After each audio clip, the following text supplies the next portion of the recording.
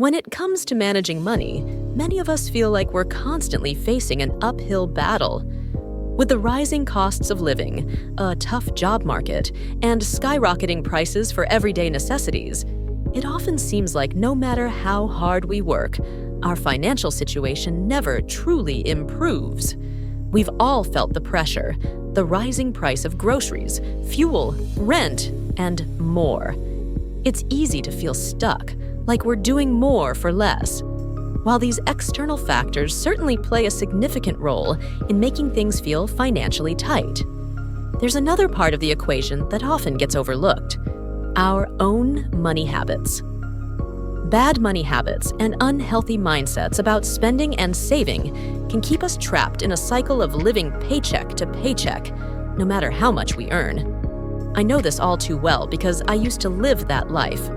I was over $120,000 in student loan debt and had terrible money habits that kept me broke.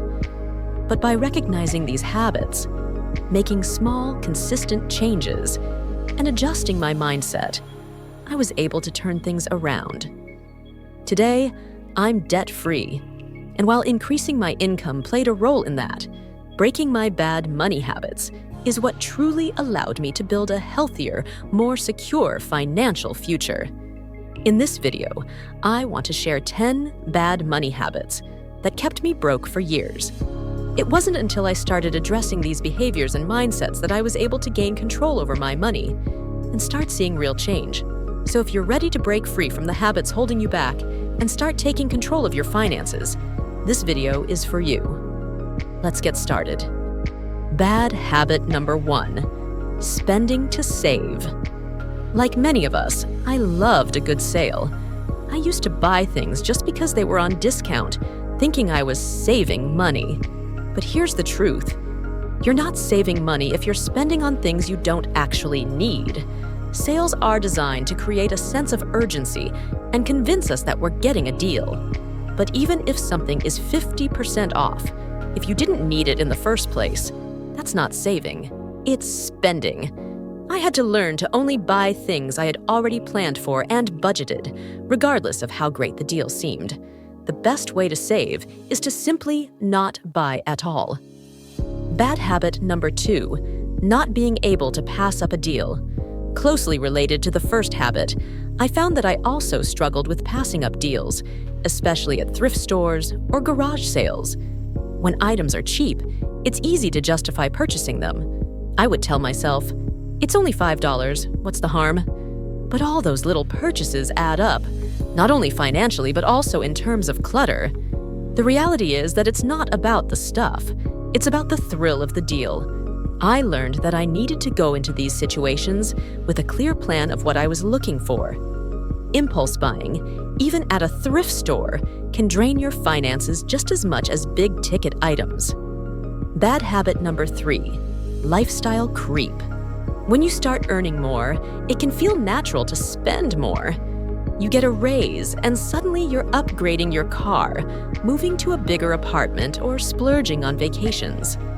This is known as a lifestyle creep, where your expenses grow to match your income, leaving you in the same financial position despite making more money. I used to think that earning more automatically meant I could afford more, but I realized that keeping my expenses consistent as my income grew was the key to building wealth. Living below your means is crucial, even when your means increase. Bad habit number 4, fantasy self-spending. One of the most eye-opening changes I made was recognizing my tendency to spend money on my fantasy self. This is when you buy things for the person you wish you were, rather than the person you actually are. I would buy clothes for a lifestyle I didn't lead, or gadgets for hobbies I never pursued. It's easy to justify purchases when you imagine yourself using them in a perfect world, but in reality, those items often sit unused. I had to start focusing on my real needs and stop spending on a version of myself that didn't exist. Bad habit number 5, using credit cards as a crutch.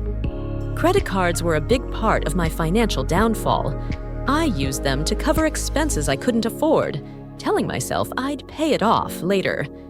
But the problem is, if you're not tracking your spending, the later never comes, and the debt continues to pile up. Credit cards make spending frictionless. It's easy to swipe without thinking. I had to shift my mindset. If I can't afford to pay for something in cash today, I can't afford it at all. Learning to live within my means and only use credit responsibly was a game changer. Bad habit number 6, not prioritizing investing. For years, I told myself that investing was something I didn't have enough money to do. I thought it was only for the rich or that I wasn't smart enough to figure it out. But the reality is, everyone can invest, even if it's just a little bit. I used to spend hundreds of dollars on clothes and shoes, but I couldn't bring myself to put $100 into an investment account. Once I started prioritizing investing, even with small amounts, I saw how powerful it could be in building my financial future. Bad habit number 7, paying myself last. One of the biggest shifts I made was learning to pay myself first.